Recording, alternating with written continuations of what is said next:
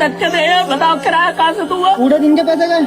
अब पूरे दिन का किराया लेगा वो, और बच्चों को रोटी दे। क्या गलत है यार ये बहुत।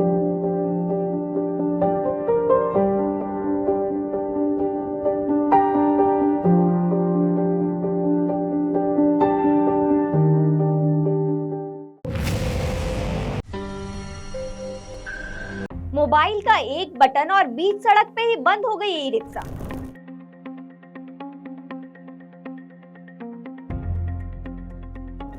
आखिर सच क्या है इसके पीछे? सोचिए, आप सवारी लेकर जा रहे हैं और अचानक आपकी ई रिक्शा बीच सड़क पर ही रुक जाती है।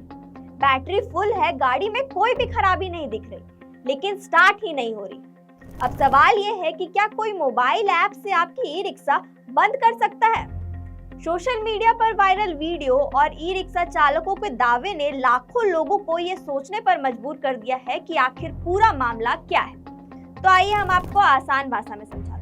कुछ साल पहले तक जहां भी जाइए ऑटो और टैक्सी वालों की मनमानी देखने को मिलती थी। किराया ज्यादा होता था और छोटी दूरी तय करना भी आम आदमी की जेब पर भारी पड़ता था। फिर आई ई रिक्शा, जिसे कई लोग टिर्री के नाम से भी जानते हैं।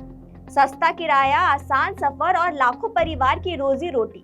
ई रिक्शा ने शहर से लेकर छोटे छोटे कस्बों तक ट्रांसपोर्ट की तस्वीर बदल दी।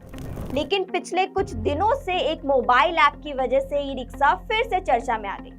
सोशल मीडिया पर ऐसे कई वीडियो वायरल हो रहे हैं जिसमें कुछ लोग चलते हुए ई रिक्शा के पास मोबाइल लेकर जाते हैं, ऐप खोलते हैं और दावा करते हैं कि कुछ सेकंड में ई रिक्शा बंद हो जाती है। रांची में भी कई ई रिक्शा चालकों ने दावा किया है कि उनकी गाड़ियां चलते चलते अचानक ही बंद हो रही है। जिस ऐप की सबसे ज्यादा चर्चा हो रही है उसका नाम है बैट BMS ऐप। कुछ लोग इसे टिर्री ऑफ ऐप या फिर टिर्री कंट्रोल ऐप भी कह रहे हैं। अब सवाल ये है कि आखिर ये ऐप है क्या? असल में BMS यानी बैटरी मैनेजमेंट सिस्टम, सीधी भाषा में समझे तो ये बैटरी का दिमाग होता है। यही बैटरी की चार्जिंग, हेल्थ और दूसरी जरूरी चीजों पर नजर रखता है। ये ऐप इसलिए बनाया गया था ताकि बैटरी का मालिक या मैकेनिक मोबाइल से बैटरी की जो जानकारी है वो देख सके। यानी मकसद था सुविधा देना।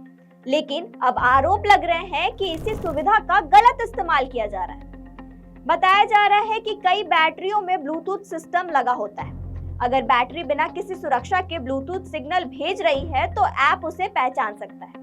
यही वजह है कि सोशल मीडिया पर वायरल वीडियो को लेकर सवाल उठ रहे हैं कि क्या इसी वजह से कुछ ई रिक्शा बंद हो रही है।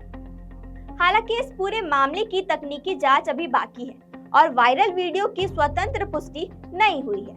अब जरा सोचिए, अगर भीड़ भाड़ वाली सड़क पर, फ्लाईओवर पर या तेज ट्रैफिक के बीच अचानक ई रिक्शा बंद हो जाए तो क्या हो सकता है?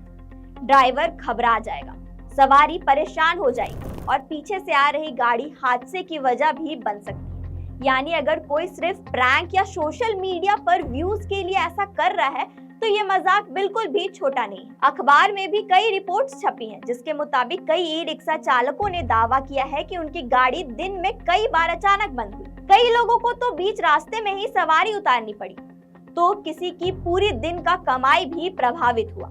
यानी नुकसान सिर्फ गाड़ी का नहीं, उस परिवार का भी है जिसकी रोजी रोटी उसी ई रिक्शा पर चलती है। फिलहाल सबसे बड़ा सवाल यही है कि क्या ये सिर्फ वायरल वीडियो का असर है या फिर ई रिक्शा का डिजिटल सुरक्षा में सचमुच कोई बड़ा खामी है? इसका जवाब जांच के बाद ही साफ हो पाएगा। लेकिन एक बात जरूर समझना है कि टेक्नोलॉजी लोगों की जिंदगी आसान बनाने के लिए होती है, किसी की रोजी रोटी रोकने के लिए नहीं। क्योंकि एक मोबाइल का बटन दबाने में सिर्फ 1 सेकंड लगता है, लेकिन उसका असर किसी ड्राइवर की पूरी दिन की कमाई और किसी यात्री की सुरक्षा पर भी पड़ सकता है। तो अब आपसे हमारा सवाल है कि ये जो चीजें हो रही है वो सच में सही है? इस पर आप क्या सोचते हैं? आप अपनी राय हमसे जरूर साझा करें और देखते रहें लोकतंत्र 19। धन्यवाद।